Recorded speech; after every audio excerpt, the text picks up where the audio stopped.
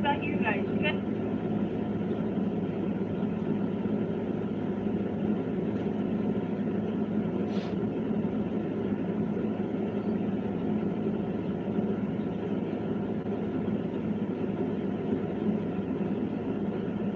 You find it? Not yet. Huh? I will. It's over in that mess over. Well, you're looking for it. I did. I'm going to look for it tomorrow.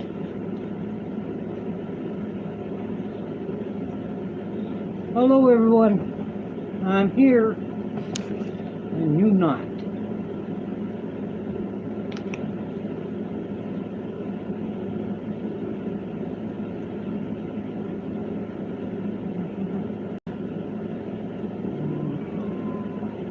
What?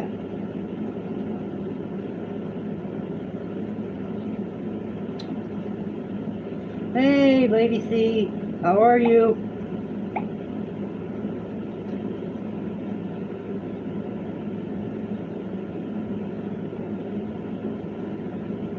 No one's here yet.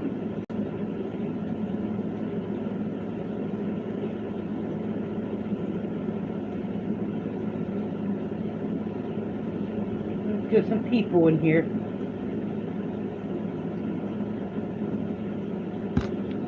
I'm good. And you? I see you're good too. Feeling better?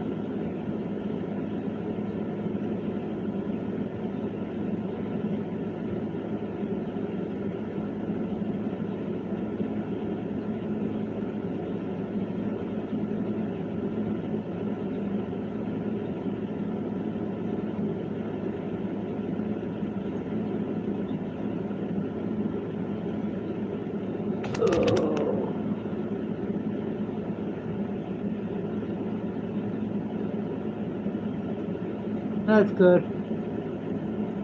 I'm glad you're feeling better. Oh, I better stare my candle out.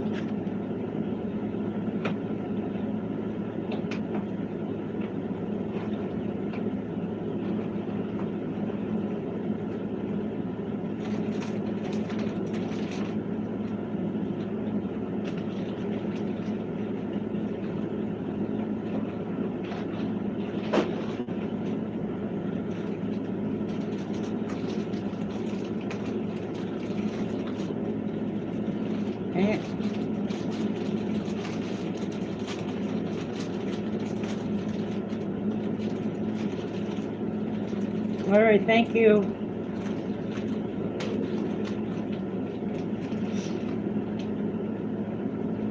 Let's see.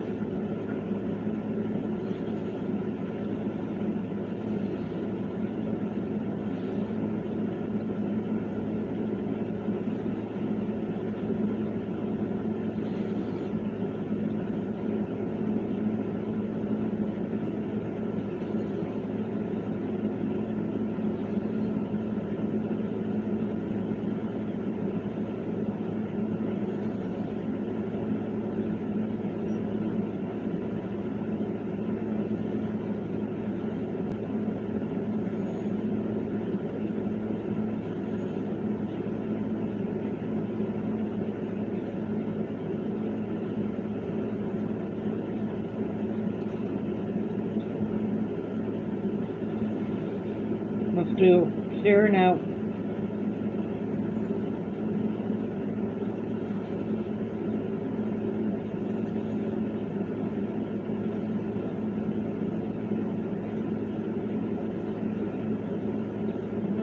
Who's on it now?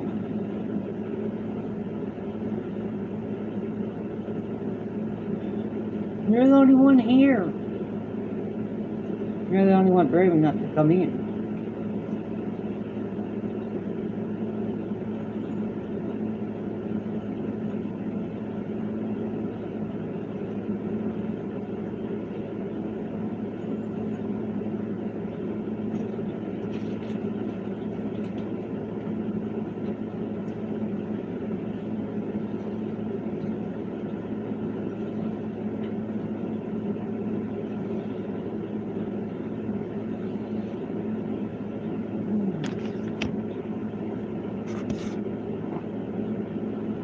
Hello, hello, hello.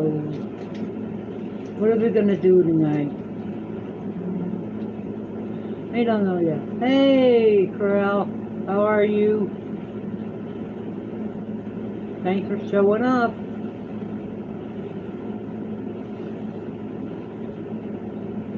I think I lost a lot of people.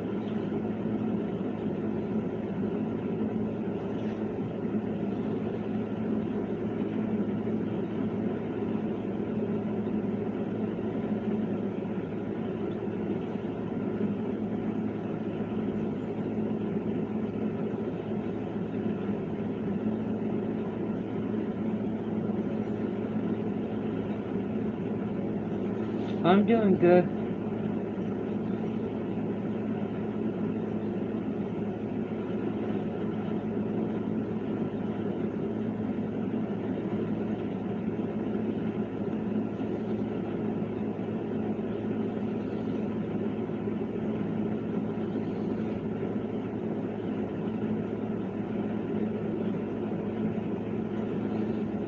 What's her name? I can't think of it.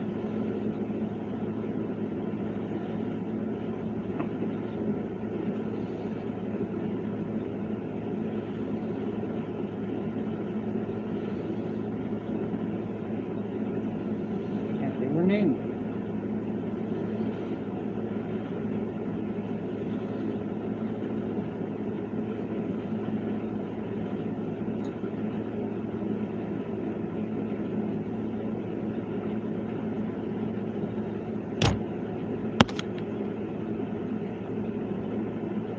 Let's get some people in here. We can do a spirit box. I can read a story. What else can we do?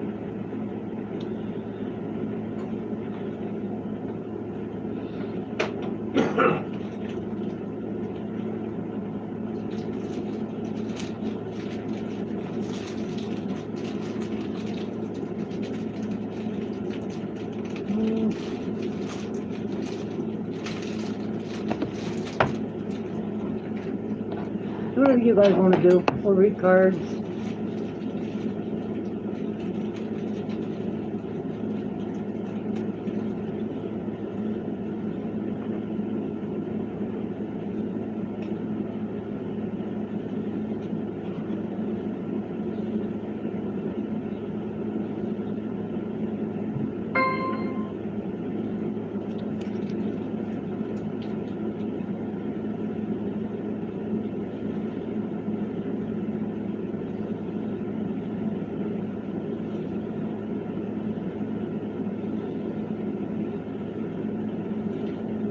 Yeah, that's true.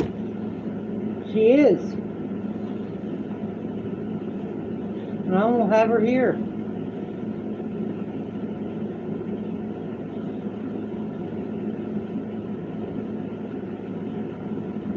Let's see who's supposed to be here. Tony's supposed to be in tonight.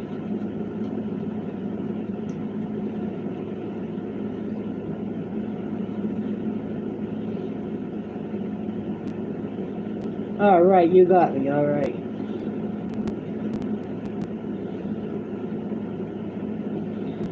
I didn't even see Mason. Mason's usually the first one here.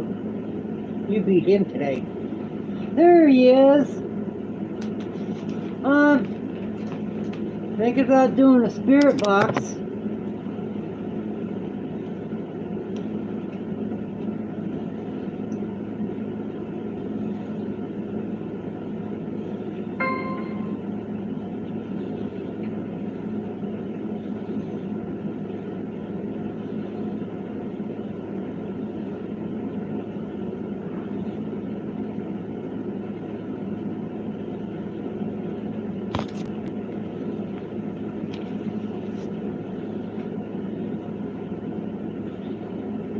Okay. Or read cards. Or read a story.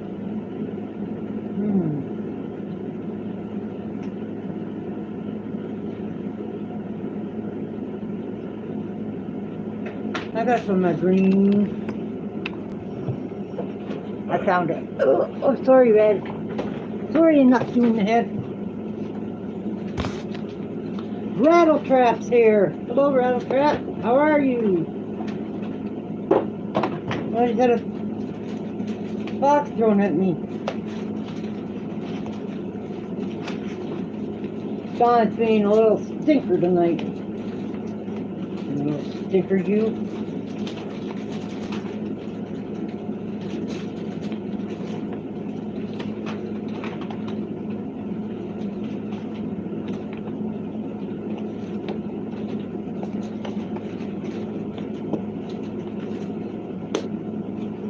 How's the fishing going, Rattle Trap?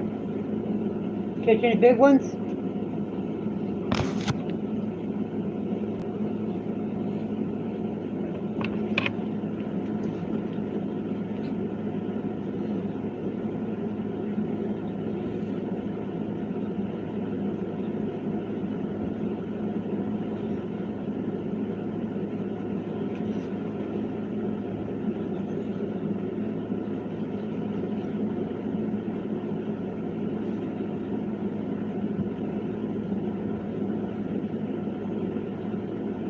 Dang, all I see is moths.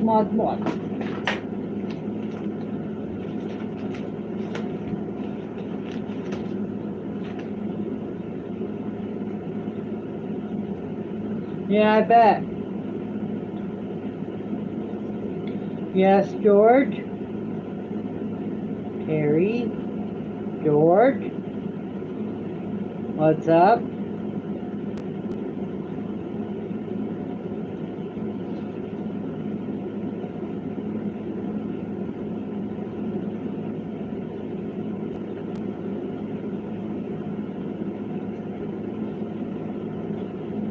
Six in the room. That's good for me.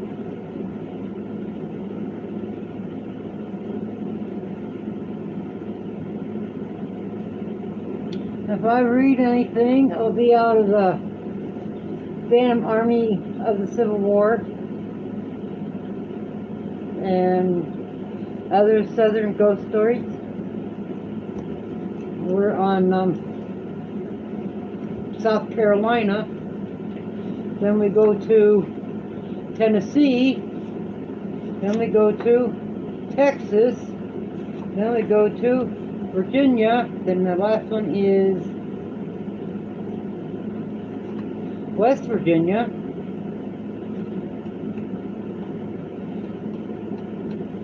And that's all the book wrote.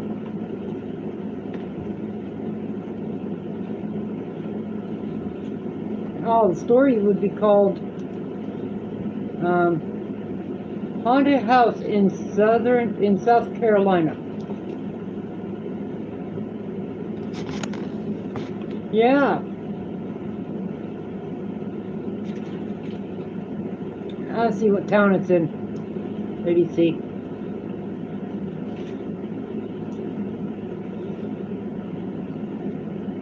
In Camden.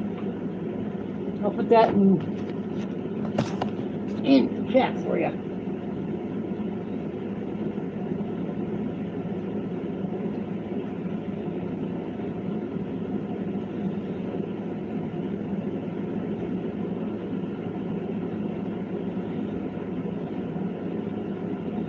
What's wrong with your laptop?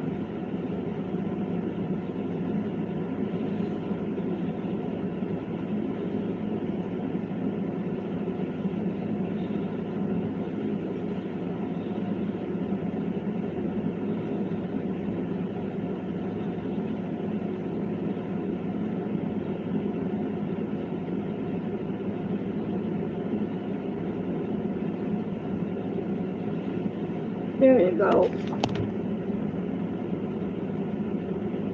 Oh, okay. Oh, that's right.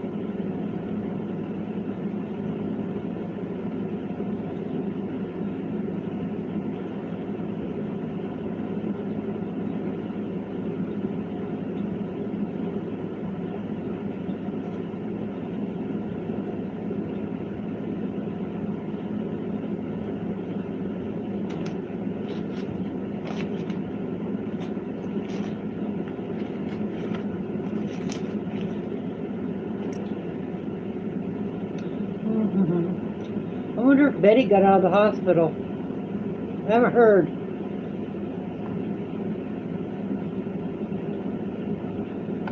Who would know?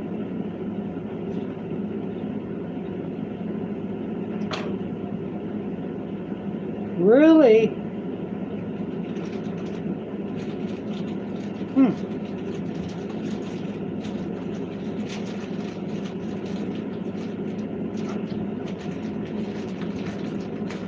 My lurker's probably in here. Right, Jimmy? Jimmy C and Friends likes to lurk in my channel.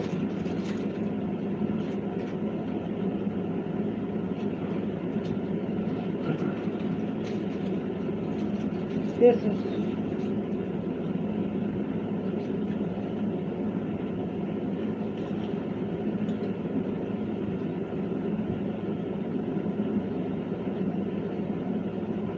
Oh.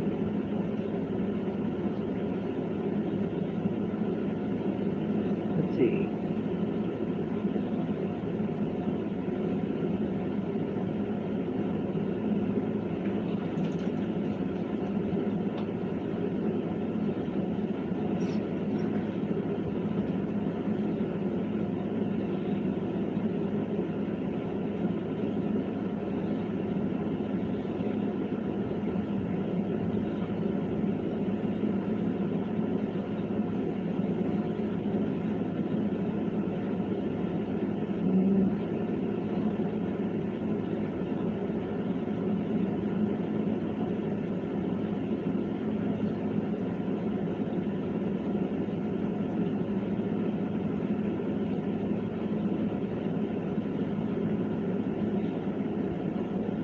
I just got... Hold on a minute. I gotta check something. Come in this...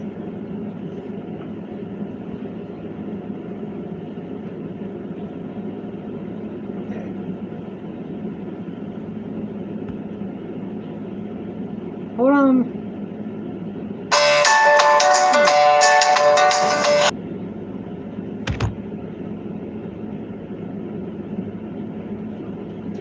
Right, Lady C, right. That'd be somewhere to go. Let's read the story and find out what it would be like to go there. That's one thing we'll do today, is read the story for Lady C. Then we'll have a spirit box. And then, don't forget to smash my thumb and share my channel out, everyone, please. You say that and they all run away.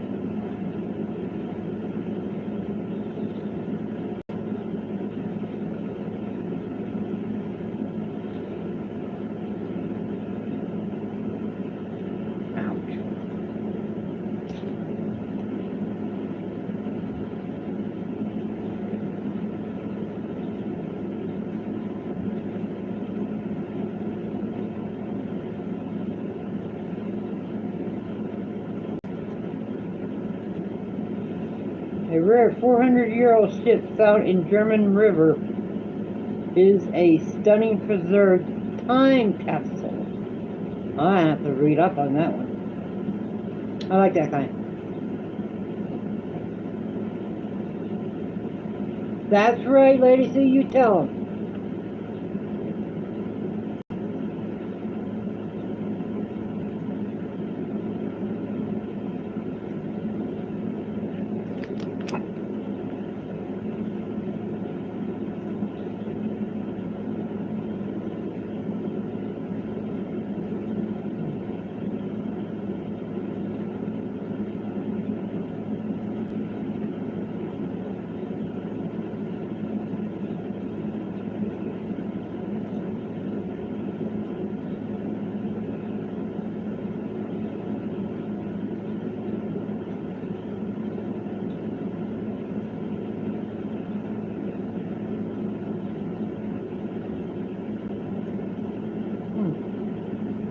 Where did everybody go?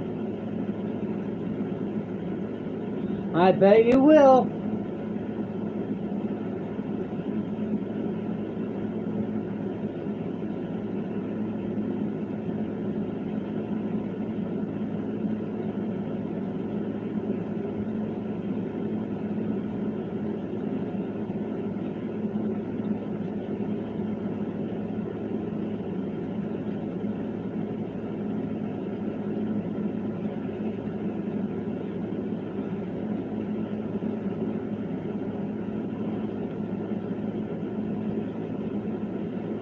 Oh, having trouble typing? Okay.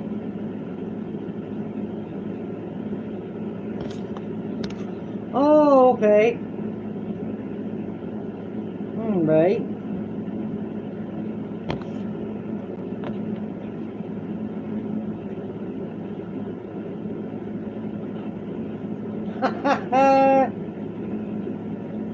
For sure, for sure.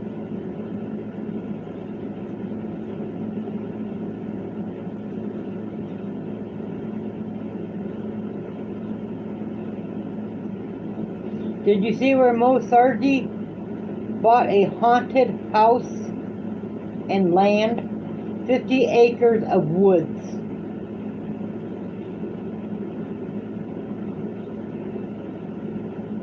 Mo, Mo, and Mo. There's Betty. Are you home, Betty? Or are you still in the hotel? Getting that delicious coffee of yours.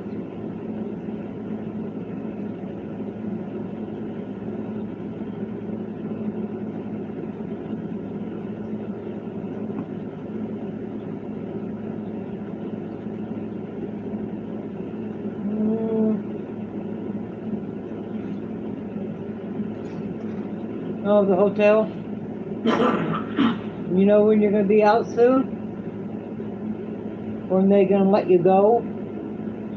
Release you?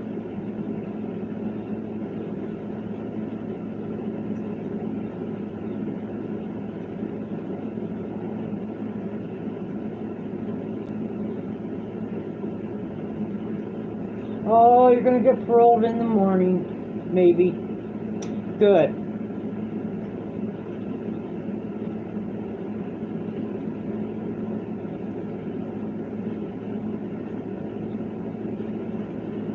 You better, we're gonna go down there and kick her butt. Well, you gotta go over, George.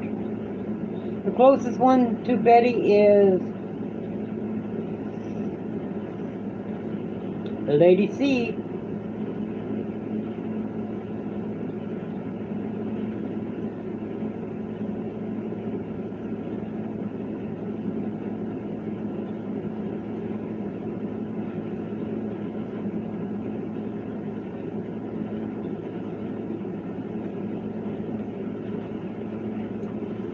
Well, then you better eat better then.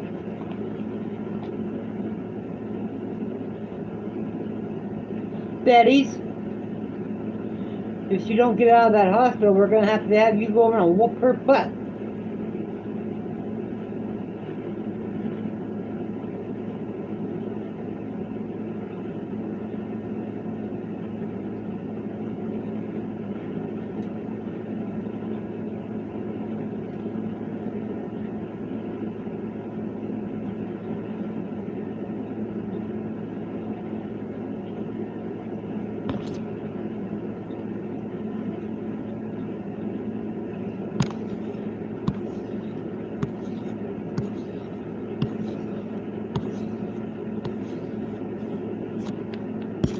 You know what we're missing?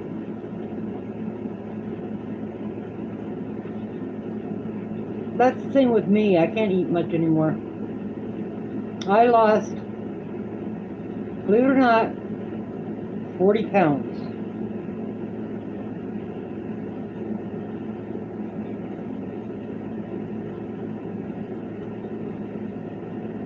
I like Boost.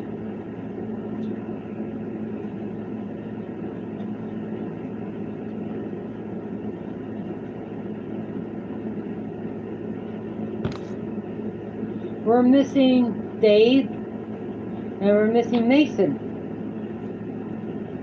Where are they?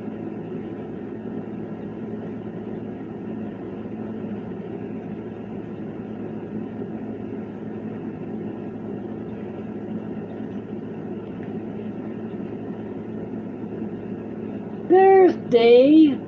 Dave's not here. Well, where'd he go? Okay, Wolfie's here. Hello, Wolfie.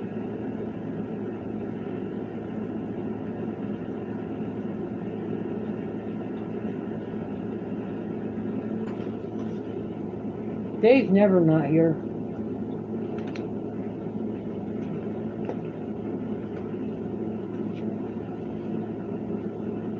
No, we're missing Mason.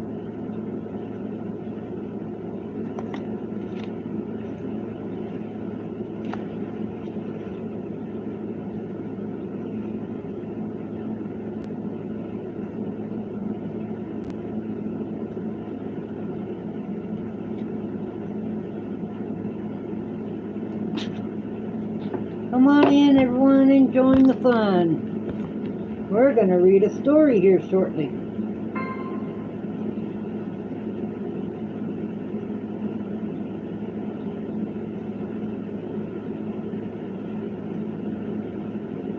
Hello, hello, hello, hello, hello.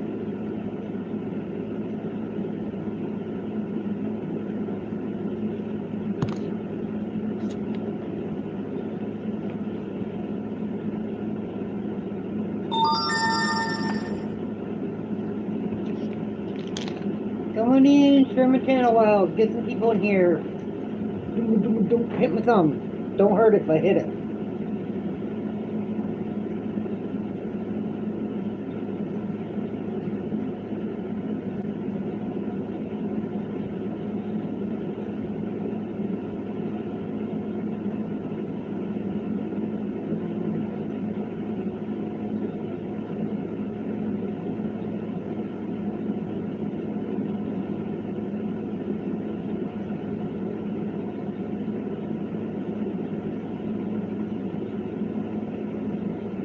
Did you eat all those?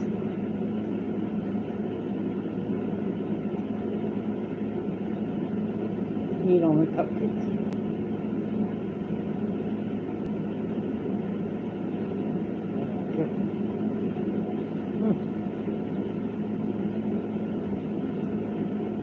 That's right, come and say hi.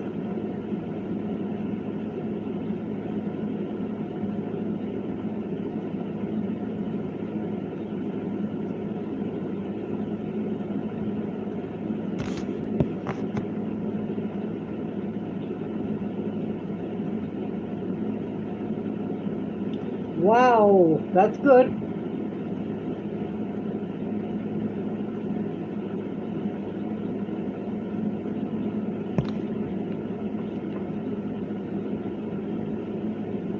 Up your arm to my heart. Wow. Did they knock you out?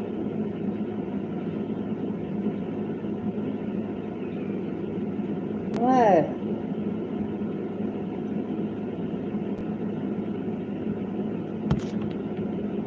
Right?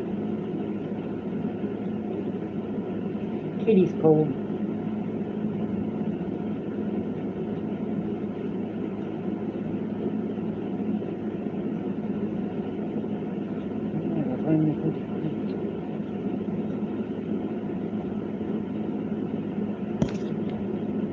All right, Lady C.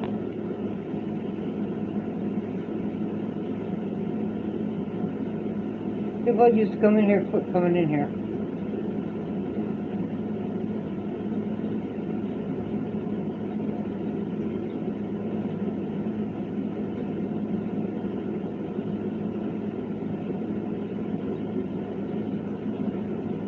We'll get over it one of these days.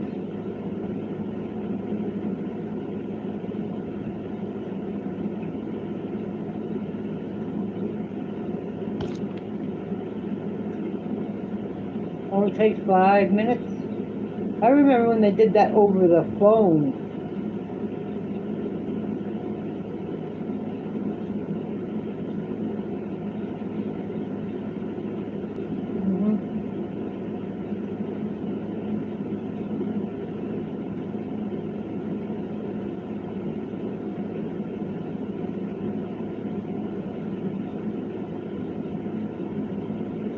To relax. Yeah.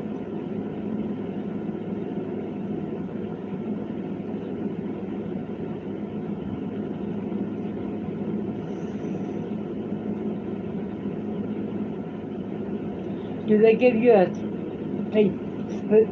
specific time? I'm getting in sleepy. time. Oh no, George is going to bed. Oh, okay, hooked up your phone. Okay.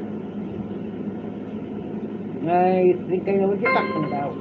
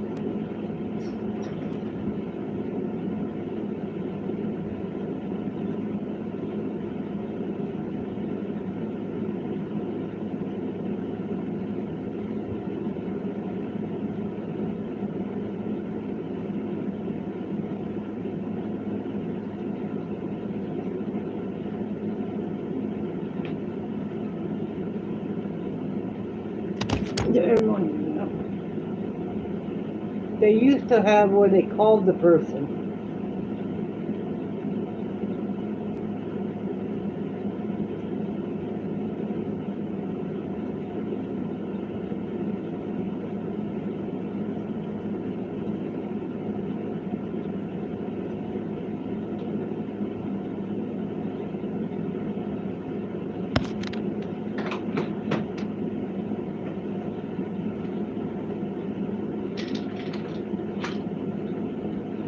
George getting peaky done.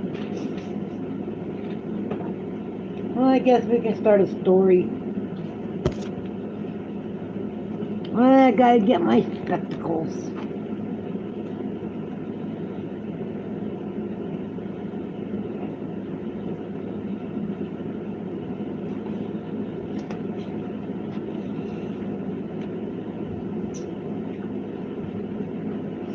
Okay, it's called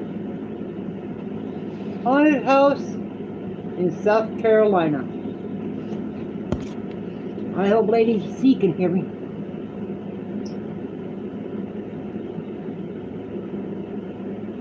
That's your snack.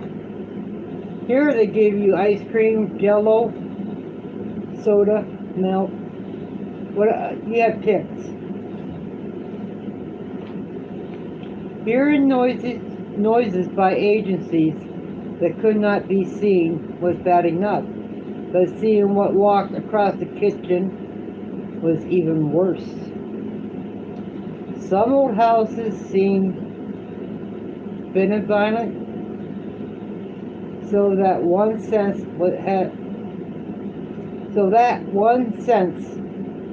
an unspoken welcome on entering. Some old houses seemed secretive and sly. On occasion, old house seems permeated with unspeakable memories. There is a house such as the latter in Camden, South Carolina at 116 Mill Street. It's been considered haunted for well over a century.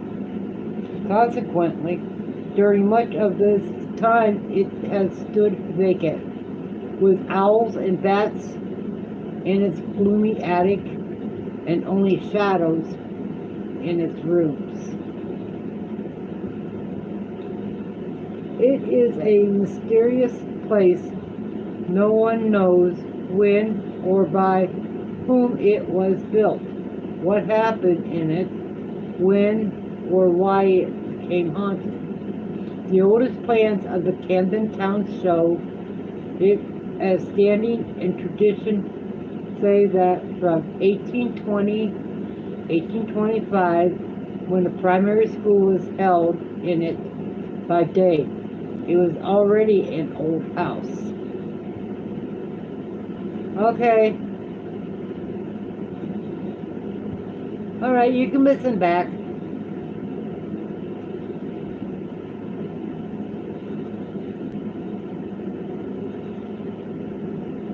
The late Miss Kennedy, a very aged woman, whose grandmother attended this little school, remarked that children were afraid to remain late there. So apparently, it had an evil reputation even then.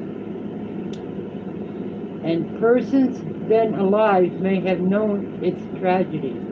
And that time, a forest stood between it and the village, and the children sometimes saw deer and fawns on the path leading to the isolated house. Dang. Usually, one can determine the approximate age of an old house by its architecture. In Camden, it is fairly safe to date a house as 10 years to a generation later than similar examples of known age on the coast, in Charleston or Georgetown. By this rule, the building should date within 10 years of 1780. For its great room is pure Georgian, typical of the middle half of the 18th century. Its craftsmanship suggests that slave artisans trained in Charleston built it. Its quality is underwritten by the fact that one of the DuPont families tried to buy the woodwork to decorate her own mansion. The style of the house is part of its mystery. Everything indicates that the house was part of a larger plan that never was carried out. One can visualize the great room joined by the hall to a matching room and provide with a second story. The great squat, massive chimney seemed built to support the second flue. In the large room, 20 feet long and almost as wide, it's out of the proportion to the rest of the house. Had the seemingly intended plans been complete, the finished structure would have been a balance. Georgian mansions of some importance. It was fairly common for young couples to begin a house in this manner, adding space as growing families and increased means made is desirable. This house was began by a man of means and refined taste. That he did not complete, it's just that his life in Camden and perhaps on Earth ended prematurely and tragically.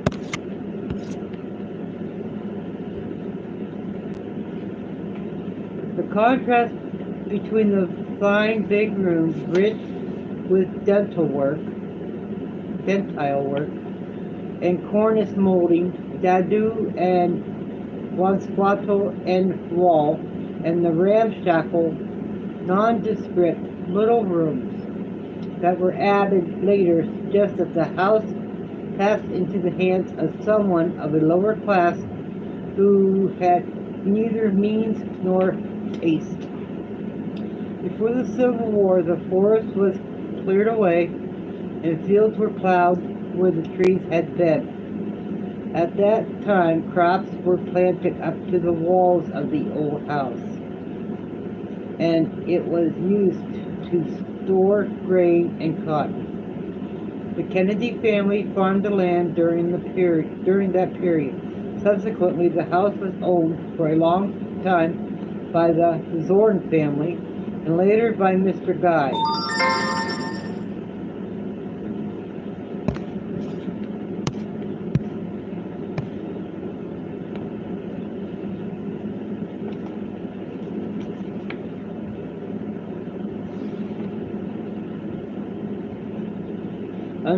After standing vacant for 20 years or more, it was bought by a Mr. Wilson. Mr. Wilson owned the property when I lived in Camden and became familiar with it in 1956 When he bought the house, the glass was out of the windows, the weatherboarding was decayed, but the frame was sound. At that time, when Mr. Wilson bought it, the houses of any description was not plentiful in Camden. It was a fine lot, and the price was ridiculously low, 1,500. He began an ambitious renovation. He put on a good roof, covered the rotting weatherboard with imitation brick siding, shored up the sagging porch, painted the interior, installed electric wiring and running water. Perhaps he even felt pleased with his bargain for a little while. When the word got out that he had bought the old house, Wilson began to receive visits from interesting people. Antiquarians came to digging for the old trommels from the kitchen fireplace, the fine hinges, and other ironworks. And when he discovered an antique broad axe sealed in the kitchen wall, its ancient appearance caused a stir. A collapsed barn, supposedly as old as the house, laid on its back of the lot.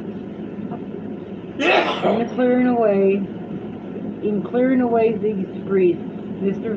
Wilson found a rusted flintlock rifle concealed beneath what he had been the barn for.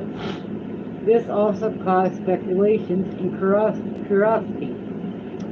Finally, the Venerable Miss Kennedy came and showed him where her grandfather had lost a fine horse. It had plunged 40 feet through rotten logs into a concealed well and broken its neck, almost dragged valuable slaves into the well with it. Miss Kennedy said her grandfather had inquired and found out that long before the well had become foul, had been covered over and forgotten. In telling me of the broad axe, Mr. Wilson said, "You know, it was one of them old kind with a wide, flat blade that they used to hew out timber. It was as keen as a razor, and bright, except where there was a rust stain on it. Funny thing, that stain, it had eaten into the steel, and you could trace splatter on it, and where something bad ran on the blade, like where you killed chickens with an axe and don't wipe it off. That's how it appeared to me. And they left it like that, nailed it up between the boards in the kitchen wall. However, this is a very long story.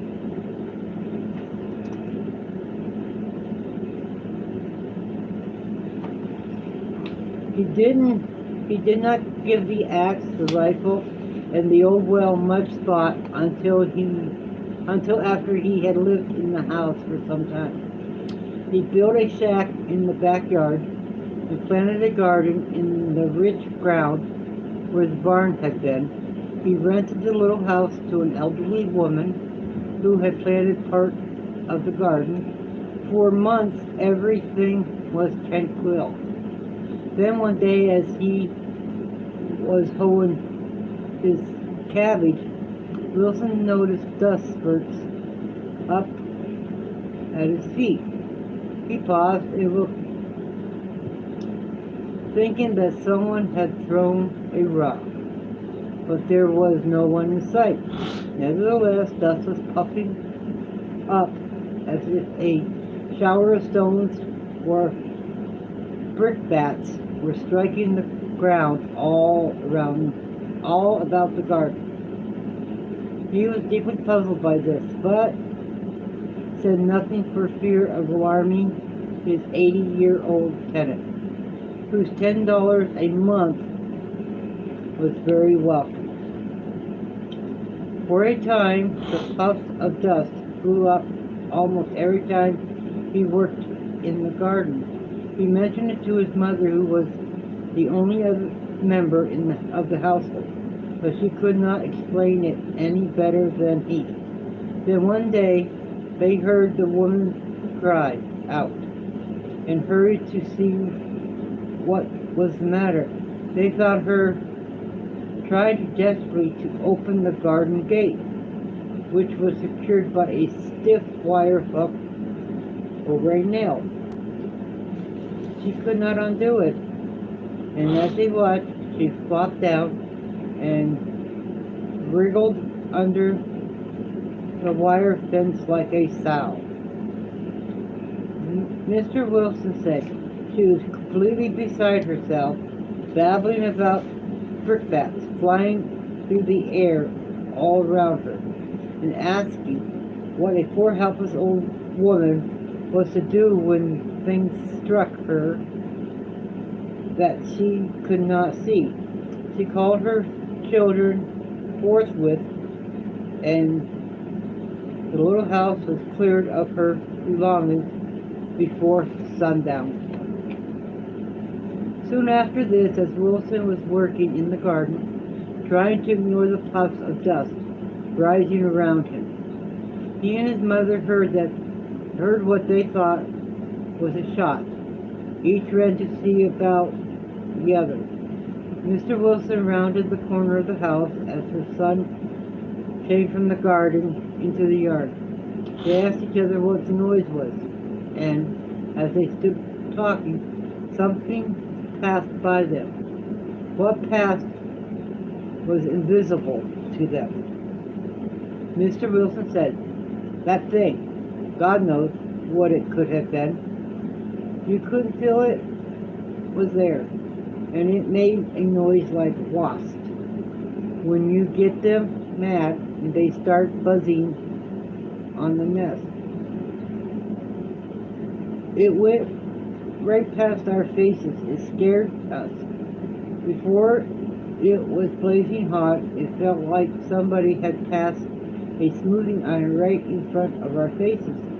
Slow like. Did you see anything?" I asked him. "No. Not then," he considered. "No. That hot thing can't be seen. It just buzzes. And we found out that you only hear and feel it when you hear the noise like a rifle shot. I recollect one time Mother and me was in the big room and heard the shot noise outside. I stepped to the door to look out. It passed through the room then and out through the door right past me, hot enough to singe you." I asked what other noises they had heard and what other phenomena the Wilsons had observed. The three of us were sitting in the large room. This room also contains the Wilsons' bed. "You hear footsteps," Wilson said tensely, "and sometimes you hear like two men arguing. That gets pretty loud, but you can't make out what they say. Then once we heard walking in the back bedroom and the noise of somebody throwing down an armload of firewood.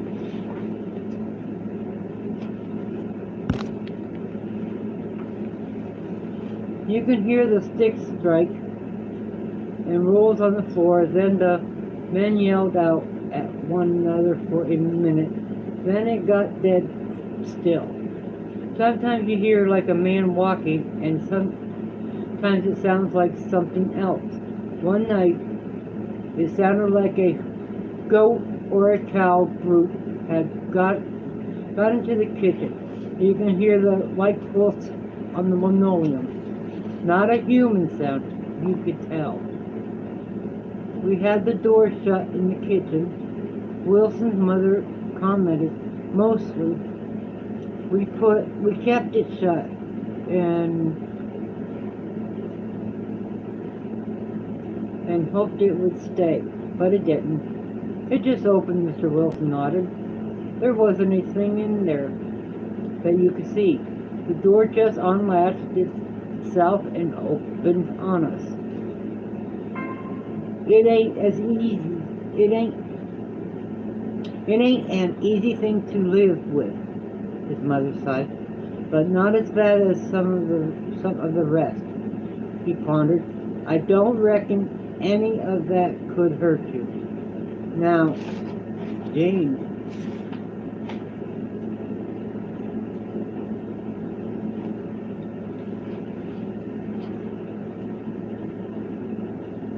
Now there is a noise like somebody dropping an anvil or something heavy made of iron.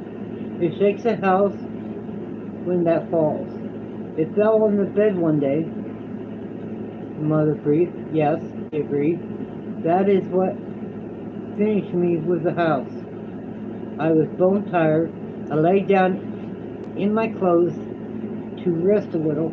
Mother was sitting there looking at a magazine when all of a sudden, whoomp, down comes the thing on the bed right beside me. You couldn't see anything on the bed, just a deep dent in the mattress where it was laying. I got up out of there.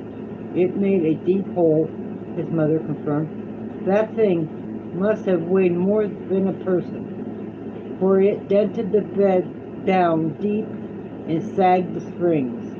I figured it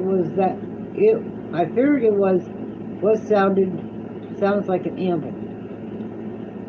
And I hate to think what it would do to a body if it was to fall on him. The sound of it shining brightly as we sat in the fine old room. But both occupants seemed tense. Their eyes showed plainly that they were terribly afraid. Did you see anything at all? I insisted. Yes, the man breathed. That was the worst of all. Thank God it was only once. It came from in there, in the kitchen. We heard that awful, slow, thumping walk that ain't human. We had the door bolted that night. The sound came up on the steps and stopped. We sat dead still and prayed that the bolt would hold. The light was on, and we saw the door crack open slowly. When the latch went back, it opened slowly. We looked for something tall to be in the doorway, but it stepped up into the room, not much taller than your knee, and stood there feeling around with his snout, or trunk, or what you might call it. It made us think of an elephant.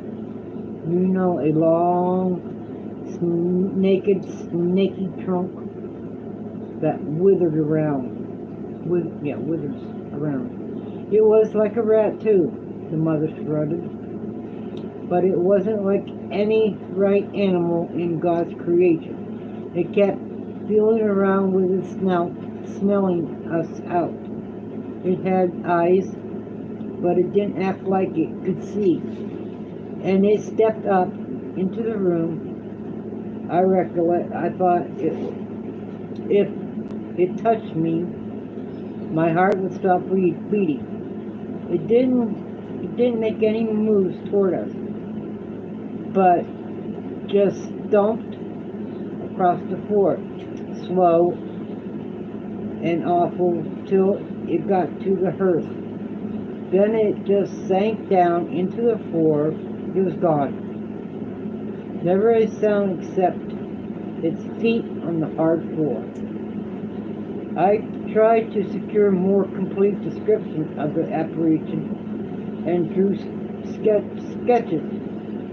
What emerged was a grotesque racing with a swollen body, heavy legs, and a front pair longer than the back ones, a rat-like head, and a short, hairless tail.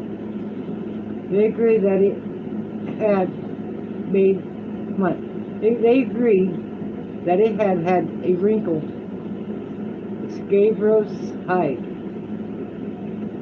studded with bristly, stiff hair, like no right animal in God's creation. As Mrs. Wilson said of it, apparently it stood almost 3 feet tall and was about as long.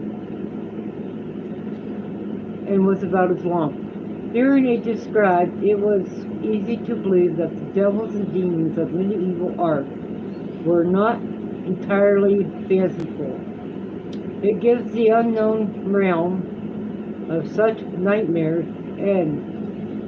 a particular horror. I am convinced that a man was murdered with a broad axe in this house, that his rifle was hidden under the barn, and his body thrown into the old well. However, I cannot account for the persistence of any form of hideous as the things that burst in upon the Wilsons that fearful night. The heat and the fearful sounds of hoofs conjured up the thought of hell and its densities. But no rational person can believe that demons haunt the habitations of men.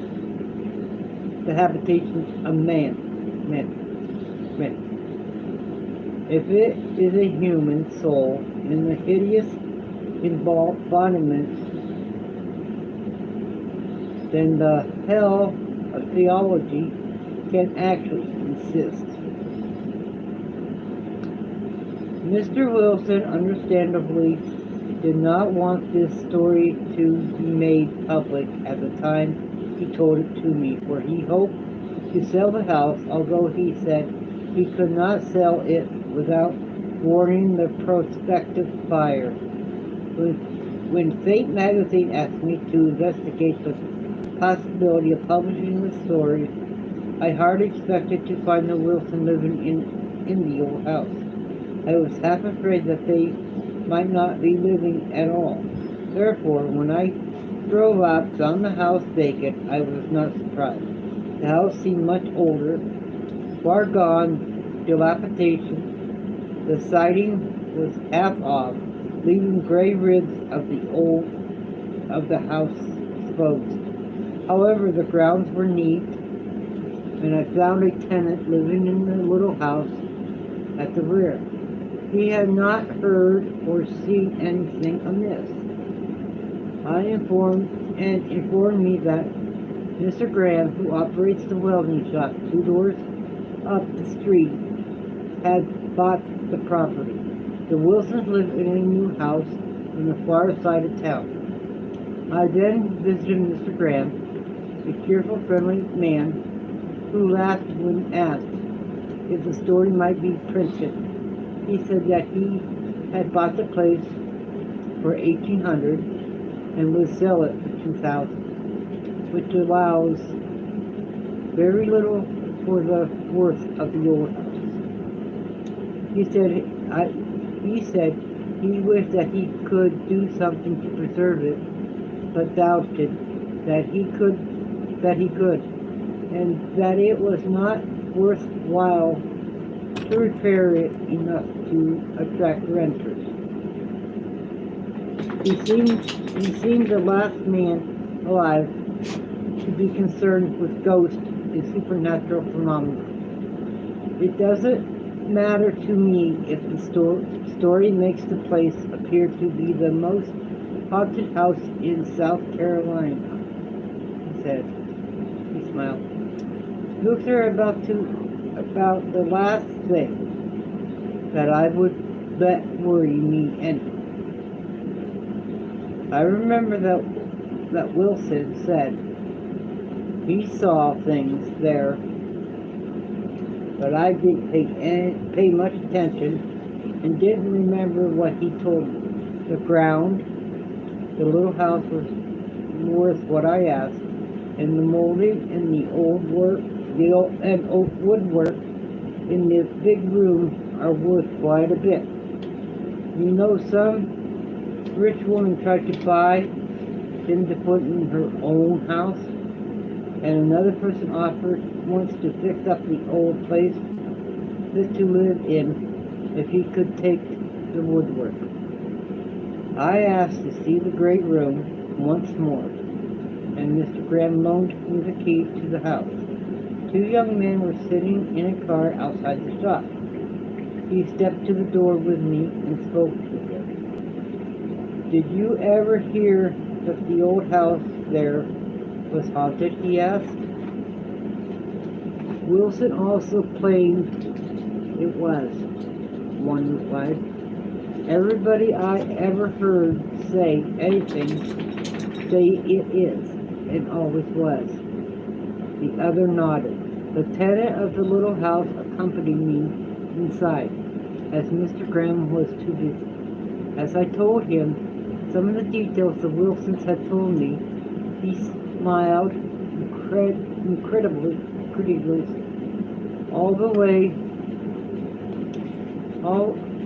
all that may be so. I wouldn't deny it, but I never did take much stock in such stuff. I never saw anything myself, here or any other place. Some folks say they do, and they can't, and them that can't. Can't say what the others can see, but they only think they see or say they see. It's a funny thing that only a few people have the power. The rest can't see anything. I was standing in a spot that had grown deathly cold. I motioned to him, come over here, where I am, and hold out your arm, I breathed. He did so, puzzled. Then he stared hard at me. You mean the cold? I nodded. We both looked unhappy and ill at ease. I was thinking it was a draft coming up to the kitchen door from outside, but it couldn't be that. It's hot outside. It was mid-July and very hot. Nevertheless, the great room had a moving spot of chill that no atmosphere condition could explain. It seemed to follow me as I moved about in the gloom. It stopped beside me when I stood still. I went under the house to look at a peculiar stone, like a tombstone at the foot of the chimney, thinking that money might be hidden there. I found only a horrid sensation of something invisible, repellent, and hostile, which drove me out in short order and left me shaken. But I saw nothing. I heard nothing. Mr. Wilson reported that he has such sensation about often as he worked to renovate the house, particularly in the kitchen, which seems to be the room in which the worst phenomena originate. I wonder if someday we will know why some houses hold remembered evil within their walls. Okay, we'll be going to Tennessee. That was quite a long story. Everybody leave? Anybody here? 2 people are here. Who are you? Come in, come in. I got What the hell? Let's go. Come on. I take pop out. Come on, let's go. You know what, Daddy? The kitty was hanging on to his harness. Huh? The kitten was hanging on to his harness to get right on his back.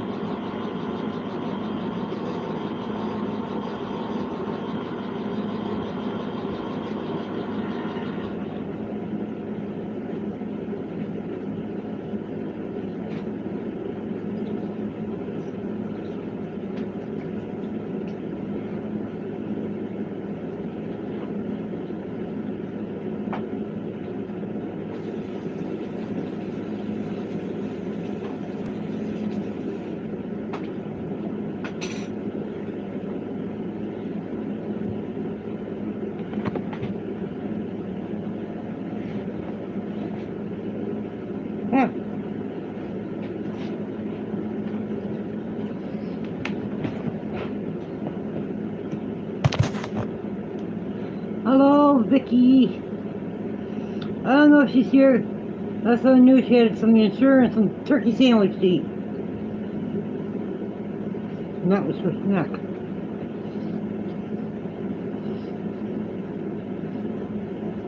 How you doing, Vicky? I'm glad you're here.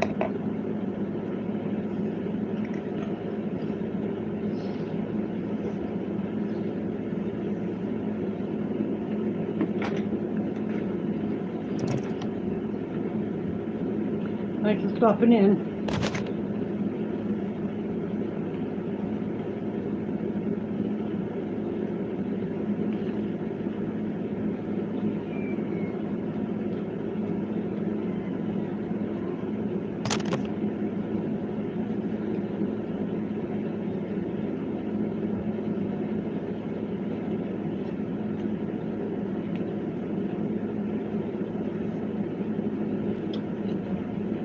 I think everybody left me.